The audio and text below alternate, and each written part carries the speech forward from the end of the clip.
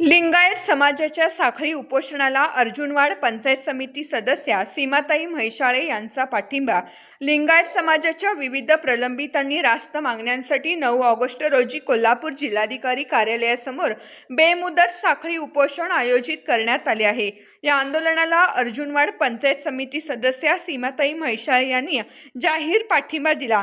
पाठिंब्याचे पत्र अर्जुनेश्वर यात्रा कमिटीचे अध्यक्ष शिवगोंडा पाटील यांना देण्यात आले। यावेळी अर्जुनवाडचे माजी सरपंच विकास पाटील, रमेश हेगाणा, अंजली पैलवान, ग्रामसेवक बिडकर आदी मान्यवर उपस्थित होते।